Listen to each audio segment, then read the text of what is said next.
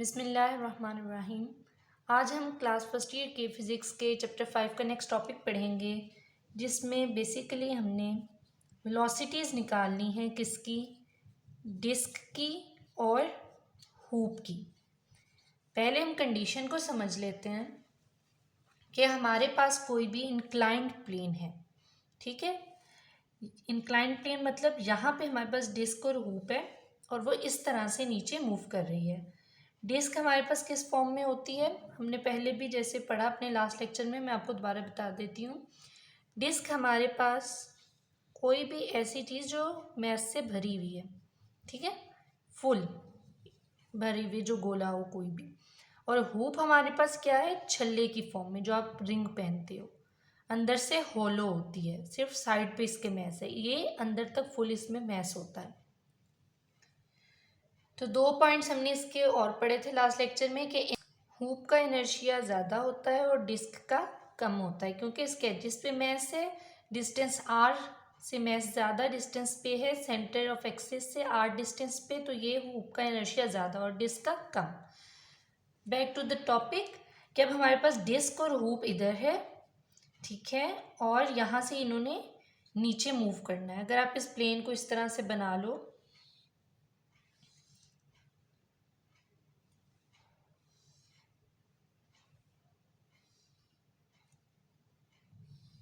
ठीक है, कि ये दोनों सेम ही उस पर पड़े हैं, ये आपके पास डिस्क आ गई और ये हूप आ गया।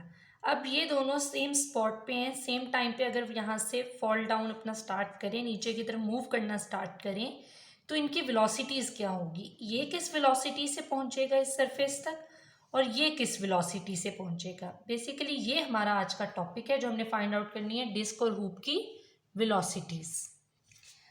अब इस टॉपिक को स्टार्ट करने के लिए सबसे पहले हमने क्या चीज़ फोकस करनी है, law of conservation of energy. ना एनर्जी क्रिएट हो रही है ना वेस्ट हो रही है, अपने पूरे प्रोसेस में एनर्जी कंजर्व्ड रह रही है। अब हाइट है, हाइट की वजह से क्या है, पोटेंशियल एनर्जी। ये भी मैं आपको लास्ट लेक्चर के स्टार्ट में ये टॉपिक बता चुकी हूँ कि ये किस तरह से है। मैं इधर दोबारा थोड़ा सा आपको बता देती हूँ कि काइनेटिक एनर्जी लीनियर यानी ट्रांसलेशनल भी हमारे पास होगी, प्लस काइनेटिक एनर्जी रोटेशनल भी होगी। ट्रांसलेशनल क्यों आ रही है, आप देखें, अगर हमारे पास कोई भी बॉक्स हो, ठीक है, ये एग्जांपल मैं कई दफ़ा दे चुकी हूँ कि अगर इस बॉक्स को हम इधर से इधर तक मूव करवाएं, इसने कोई ना कोई डिस्टेंस कवर किया, हमारे पास क्या हुआ, लीनियर, हमारे पास लीनियर काइनेटिक एनर्जी आ गई इसके मूव होने से।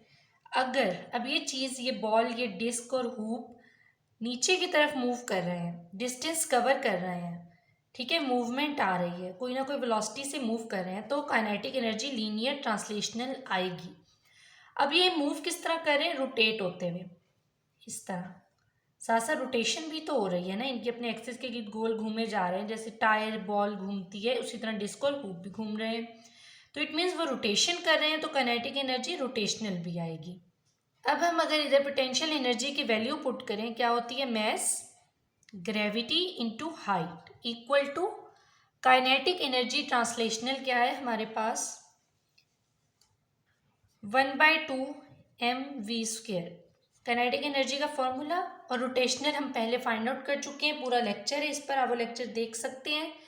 और वैसे भी हमने सिंपल पढ़ा था कि जो जब हम लीनियर से रोटेशनल में जाते हैं तो हम किन वैल्यूज़ को चेंज करते हैं, मैस हमारे पास इनर्शिया से चेंज हो जाता है, वेलोसिटी हमारे पास ओमेगा से चेंज हो जाती है, तो 1/2 I⍵², ये हमारे पास इक्वेशन 1 है, ठीक है, इस इक्वेशन को आपने याद रखना है। अब हम अपने टॉपिक को स्टार्ट करते हैं कि हमने वेलोसिटी फाइंड आउट करनी है, किस चीज़ की, हम पहले फाइंड आउट कर रहे हैं हूप की, ठीक है। अपने टॉपिक को हम इधर से स्टार्ट करें। मेन इक्वेशन हमने क्या लिखी थी, इक्वेशन 1 कि mass into gravity into height that is potential energy equal to kinetic energy linear plus kinetic energy rotational, ठीक है, ये इक्वेशन 1 हमने इसको नाम दिया था इक्वेशन 1 का। अब हूप की हमारे पास इनर्शिया क्या होता है, हूप का इनर्शिया क्या है हमारे पास, I इक्वल टू mr², ठीक है, ये इनर्शिया क्यों है ये लास्ट लेक्चर में पूरा एक्सप्लेन किया है मैंने। मैं आपको दोबारा इधर बता देती हूँ कि हुप हमारे पास एक छल्ले की फॉर्म में होता है, अंदर से होलो होता है। अभी अंदर से होलो है तो इट मीन इसका मैस एजेस पे है, एक्सिस ऑफ रोटेशन से किसी ना किसी ये डिस्टेंस पे है।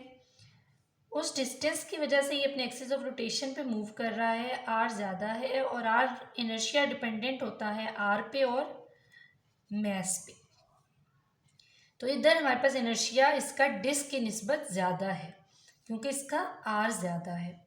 अच्छा, आई की हमारे पास ये वैल्यू है equal to M R square.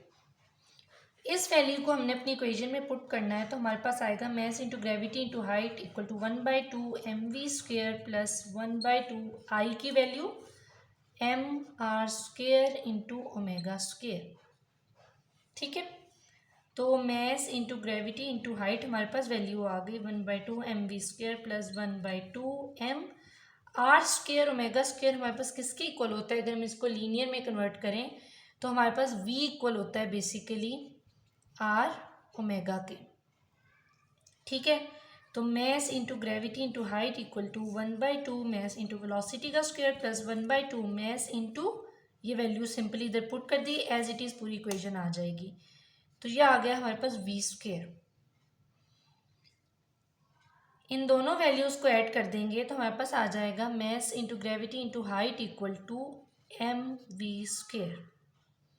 ठीक है, यहाँ तक आपको बात समझ आई कि mass into gravity into height equal to mass into velocity का स्क्वायर। क्या आ गया हमारे पास? Mass into gravity into height equal to mass into velocity का स्क्वायर। ये इक्वेशन है ना हमारे पास, इसको हमने ऊपर लिख लिया। ठीक है, मैस हमारे पास इधर मैस है इधर मैस है, ये कट जाएगा, इसको इधर ले जाएं तो क्या है, ये डिवाइड हो रहा है, डिवाइडेड बाय एम, इस तरह सिंप्लीफाई हो गया।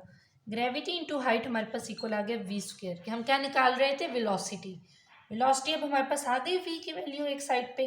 इसको अगर अब हम अंडर रूट ले लें कि under root V square equal है ग्रेविटी इंटू हाइट का स्क्वेयर रूट।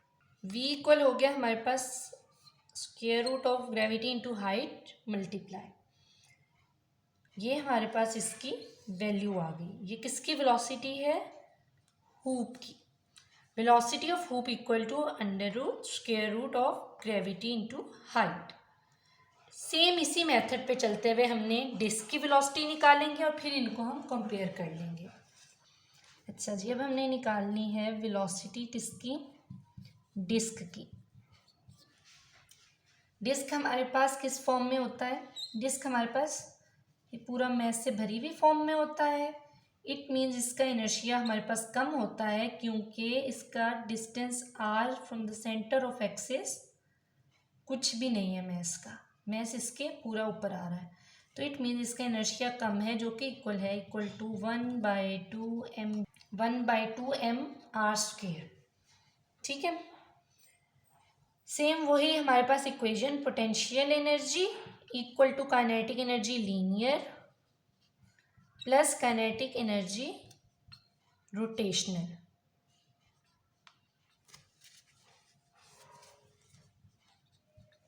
ठीक है, ये हमारे पास इक्वेशन है। इसमें हमने अब क्या करना है, उसी तरह इनर्शिया की वैल्यू पुट कर देनी है तो हमारे पास डिस्क की वेलोसिटी आ जाएगी। इनर्शिया की हमारे पास क्या वैल्यू है? 1/2 एम आर स्क्वेयर और साथ आ गया ओमेगा का स्क्वेयर।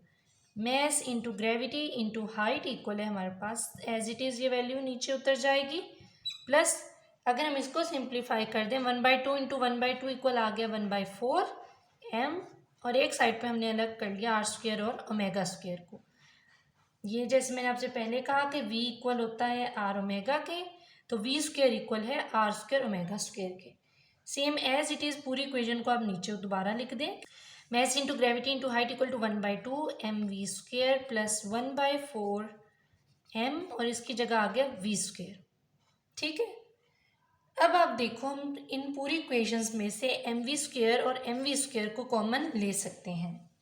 अब हम इस पूरी इक्वेशन में से इसको कॉमन अगर निकाल लें तो हमारे पास क्या वैल्यू आएगी कि mass into gravity into height 1/2 प्लस 1/4। ठीक है, और एम वी स्क्वायर इस पूरी इक्वेशन में से बाहर कॉमन आ गया। इसको सिंपली आगे सिंप्लीफाई कर देंगे कि mass into gravity into height 1/2 + 1/4 equal to 3/4 और साथ इसके आ गया एम वी स्क्वायर। हमने क्या करना है, वेलोसिटी को एक साइड पे अलहदा करना है, तो मैस ग्रेविटी हाइट इसके साथ मल्टीप्लाई हो जाएगी, वैल्यू इधर आके तो ये बन जाएगी 4/3 इक्वल टू वी स्क्वायर, और एम भी इधर चला जाएगा तो ये डिवाइडेड बाय एम। ठीक है, एम से simplify, G H 4/3 equal to V square. इसको अब हम लिख सकते हैं कि V square equal to 4/3 gravity into height. उसी पॉइंट पे हम आ गए हैं। अब हमने क्या करना है, इसका सिंपली स्क्वायर रूट ले लेना है कि हमारे पास under root square root V square equal to square root 4/3 gravity into height. ठीक है, तो हमारे पास आ गया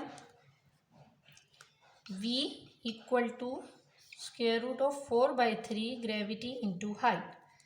ये हमारे पास आ गई है value velocity of the disc. ठीक है, इसको अगर आप मज़ीद सिंप्लीफाई करके लिखना चाहो तो velocity of the disc equal to square root of 1.33 gravity into height. अब हमने दोनों रिजल्ट्स को क्या करना है, कंपेयर करना है। हमारे पास थी वेलोसिटी, हमने फाइंड आउट की अभी डिस्क की, और हमने फाइंड आउट की थी वेलोसिटी हूप की।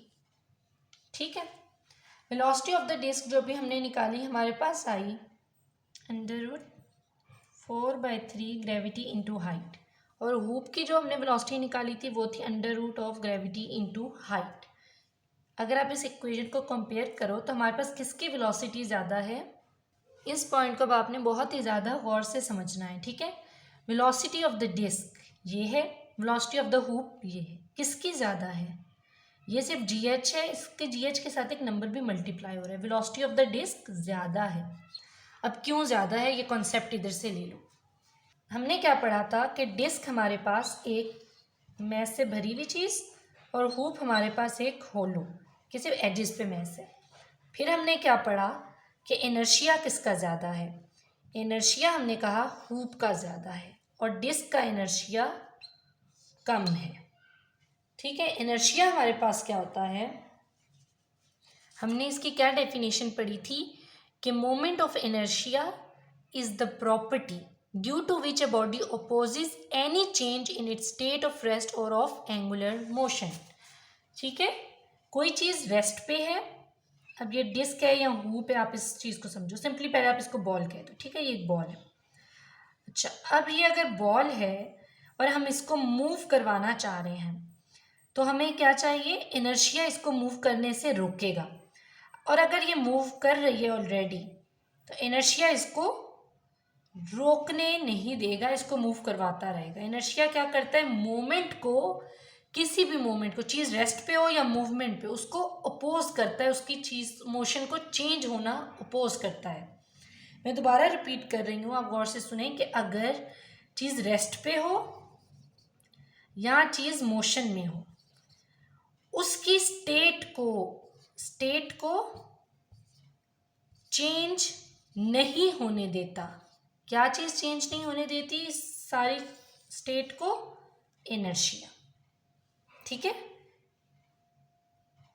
अब अगर इसका इनर्शिया कम है यानी इसकी रेजिस्टेंस कम है, रेजिस्टेंस कम है तो ये ज़्यादा वेलोसिटी से मूव करेगा। इसमें इनर्शिया ज़्यादा है यानी इसमें रेजिस्टेंस ज़्यादा है, यानी ये इसको मूवमेंट को रेजिस्ट करेगा, इसको उतने स्पीड से मूव नहीं करने देगा। इसमें रेजिस्टेंस ज़्यादा है तो इसकी वेलोसिटी कम होगी। आई होप आपको ये कॉन्सेप्ट क्लियर हुआ होगा।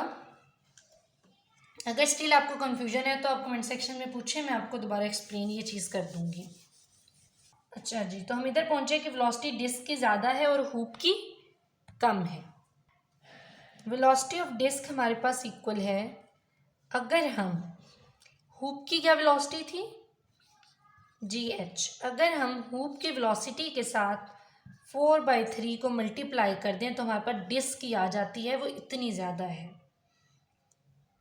यानी वेलोसिटी ऑफ डिस्क हमारे पास बन गई, इसको आप पुट करें value 4/3 of velocity of hoop. Velocity of disc हमारे पास आ गई अंडर रूट, इसको हमने जैसे पहले लिखा 1.33 of the velocity of the hoop. यानी वेलोसिटी ऑफ डिस्क ज़्यादा है, इतनी ज़्यादा है कि हमें हूप की वेलोसिटी के साथ एक वैल्यू मल्टीप्लाई करनी पड़ रही है और फिर हमारे पास वेलोसिटी ऑफ द डिस्क आ रही है। ये था हमारा आज का लेक्चर। आई होप आपको ये टॉपिक क्लियर हुआ होगा। अगर आपकी कोई भी कन्फ्यूजन है तो आप कमेंट सेक्शन में पूछ सकते हैं। इस वीडियो को लाइक करें, कमेंट करें, शेयर करें और चैनल को ज़रूर सब्सक्राइब करें।